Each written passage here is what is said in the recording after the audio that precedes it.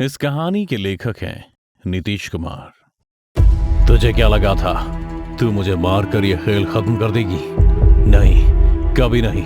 अभी तो यह खेल शुरू हुआ है। मैं आज मर रहा हूं, लेकिन कल कोई और आएगा जो इस खेल को आगे बढ़ाएगा। याद रख। एक आदमी दर्द से तड़प रहा हुआ रेंग रहा था और उसके पैर पर अनगिनत सांप के काटने के निशान भी थे, जिसकी वजह से उसका शरीर नीला पड़ता जा रहा था और उसकी आंख और नाक से खून बहने लगा था। जहर इतना खतरनाक था कि उस शख्स का चेहरा तक नीला पड़ गया था, पर इतना दर्द सहने के बाद भी उसने रेंगना नहीं छोड़ा। वो आखिरी सांस तक अपनी जान बचाने की जद्दोजहद में था कि तभी एक सांप तेजी से रेंगता हुआ उस शख्स की छाती पर आ बैठा। रस्सी जल गई लेकिन बल नहीं गया। तू महज चंद मिनटों का मेहमान है और ऐसे में भी मुझे मारने की बात कर रहा है। कमाल है तू भी। पर तू चिंता मत कर, ये खेल चाहे कोई भी खेले, जीतूंगी मैं ही। इतना कहकर वो सांप उस शख्स की गर्दन के चारों ओर लिपटने लगा। उसकी पकड़ इतनी तेज थी कि मजबूरन उस शख्स को चीखने के लिए अपना मुंह खोलना पड़ा, और उस शख्स के मुंह खोलते ही वो सांप उसके मुंह में घुस गया, जिससे वो शख्स और तेजी से छटपटाने लगा और देखते ही देखते बेहद भयानक तरीके से उसकी मौत हो गई।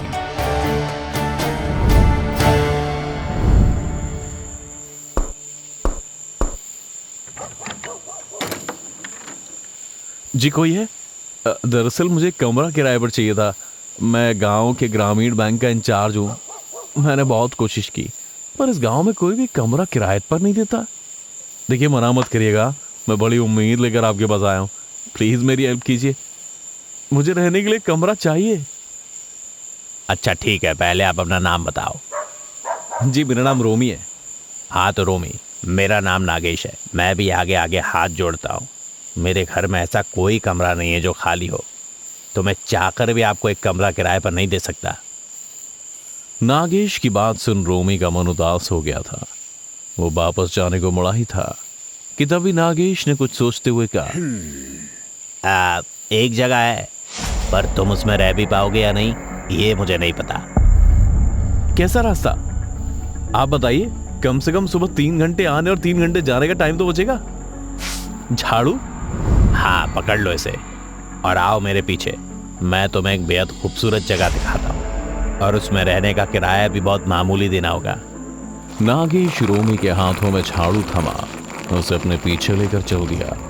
दोनों एक पुराने मंदिर के दरवाजे पर खड़े थे, जिसके दरवाजे पर खूब सारे सांपों की आकृतियां बनी थीं कि तभी नागेश ने दरवाजा खोलने से पहले ही रोमी से पूछा, तुम्हें नींद में चलने की आदत तो नहीं है ना? है नहीं, मुझे ऐसा कुछ भी नहीं है। और क्या नॉनवेज या दारू वगैरह भी पीते हो? जी ब्राह्मण हूँ, नॉनवेज के तो नाम पे उल्टी आती है मुझे, और रही बात दारू की तो मुझे तो उसका रंग तक नहीं पता।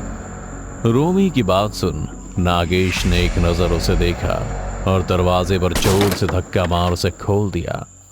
उसने जब मंदिर को देखा तो उसके होश उड़ गए।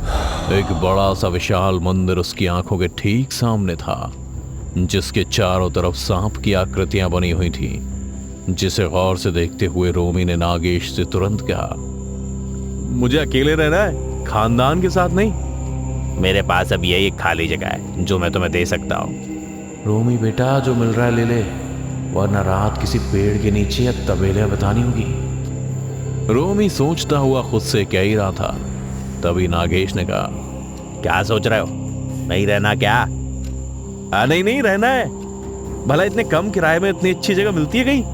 अच्छा तो याद रखना, अगर कोई तुमसे इस जगह के बारे में पूछे तो कहना कि नागेश ठाकुर के आदेश पर रह रहे हो, और मुख्य मंदिर के दरवाजे खोलने की इधर उधर भटकने की कोई जरूरत नहीं है। दिन भर काम करना और रात को सिर्फ सोने के लिए ही आना।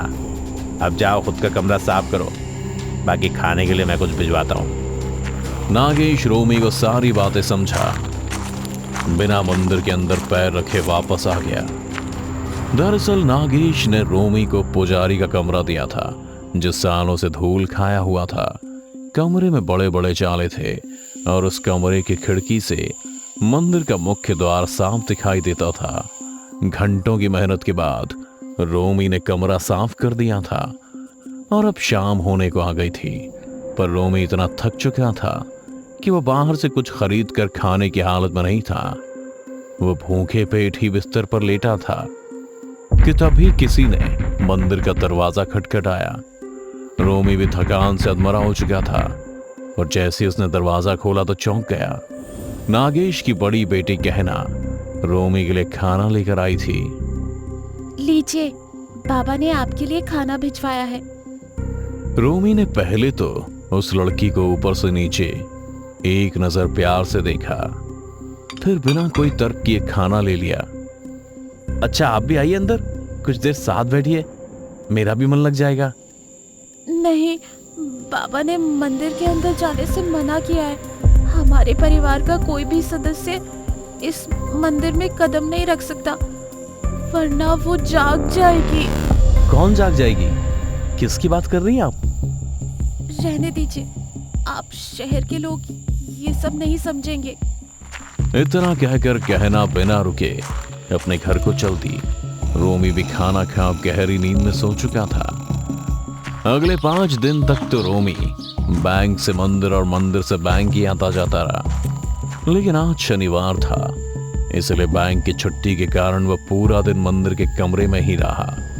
गहना रोज की तरह सुबह और शाम का खाना रोमी को पहुंचाया करती थी।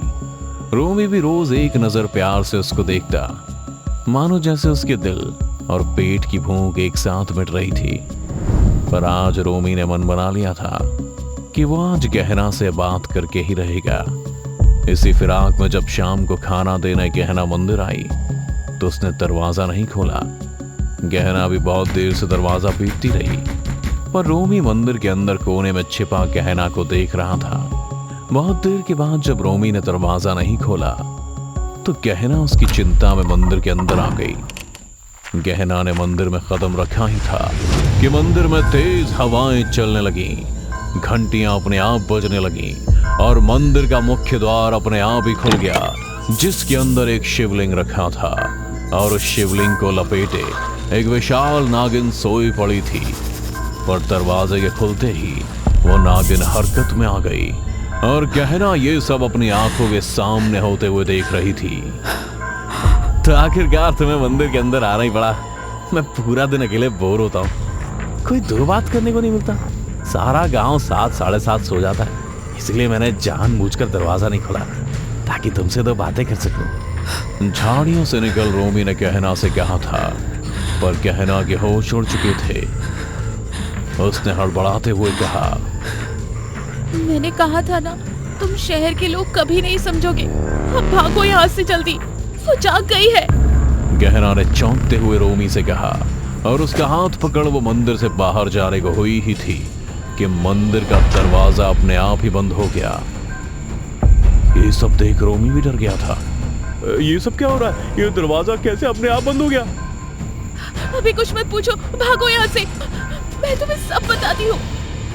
गहना की बातें रोमी के सिर के ऊपर से जा रही थी, पर इससे पहले कि वो कुछ समझ पाता, गहना उसका हाथ पकड़ दौड़ पड़ी थी और दोनों सीधा पंडित के कमरे, यानी अभी जिसमें रोमी रह रहा था, उसमें जाकर छिप गए। पूरे मंदिर का वातावरण बदल चुका था, चारों तरफ अजीब सी शांति पसर चुकी थी। तभी रोमी ने थोड़ी हिम्मत दिखा, कमरे की खिड़की से बाहर देखा तो उसके पैरों तले जमीन खिसक गई थी। एक बहुत विशाल नागिन मंदिर के मुख्य द्वार पर फन फैलाए खड़ी थी और उसके सामने लाखों सांप रेंग रहे थे और जिन सांपों की आकृतियां उसने मंदिर की थी, वो सब असली सांप बन उस नागिन के सामने आते जा रहे थे। फिर से हमारे कर्तव्य निभाने की बारी आ चुकी है।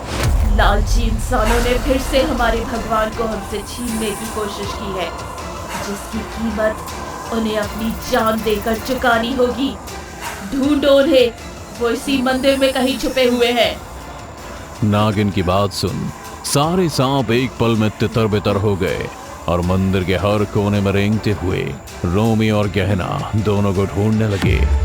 खिड़की से सब देख रोमी को अपनी आंखों से यकीन नहीं हुआ, तो उसने तुरंत गहना का हाथ पकड़ उसे दीवार से लड़ा दिया और गुस्से से पूछा, ये सब क्या हो रहा है? कौन हो तुम लोग? ये क्या है? और वो किसे ढूंढने की बात कर रहे हैं? मुझे ना, पर मैंने तो कुछ किया ही नहीं है, फिर मेरे साथ ये सब क्यों?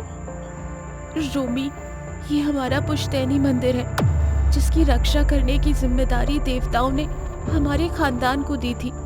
पीढ़ी दर पीढ़ी हम इसकी रक्षा करते आ रहे हैं, लेकिन जैसे जैसे वक्त बदलता गया कर्तव्य में लालच की मिलावट होने लगी। फिर एक दिन मेरे परदादा ने शिवलिंग को चुराने की सोची। तब हमें ये श्राप मिला कि अगर हमारे खानदान में से किसी ने भी इस मंदिर में कदम भी रखा तो वो इच्छाधारी नागिन हमें मार डालेगी। यही कारण है कि मेरे कदम रखते ही मुख्य मंदिर का दरवाजा अपने आप खुल गया और अब वो इच्छाधारी नागिन फिर से अपने शिकार के लिए निकल चुकी है। गहना की बात सुन रोमी टूट गया। उसे लगा कि आज रात के बाद वो जिंदा नहीं बचेगा। वो निराश हो कमरे के एक कोने में बैठ इस बारे में सोच ही रहा था कि अगले ही पल कमरे में बने एक छोटे से बिल से एक एक करके सैकड़ों सांप निकल रोमी को घेरने लगे। रोमी भी डर के मारे कोने में सिमटे जा रहा था और बारी बारी से सांप उसके जिस्म से लिपटने लगे थे। और देखते ही देखते रोमी का शरीर सांप से ढक चुका था, पर एक भी सांप ने रोमी को काटा नहीं था। सब बस उसके जिस्म से लिपटे हुए फन फैलाए रोमी को ही देख रहे थे।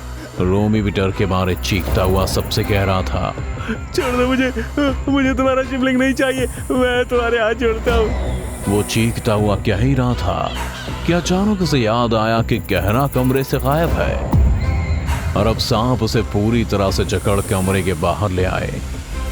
रोमी इस वक्त खुद नहीं चल रहा था, बल्कि सांप उसे चला रहे थे।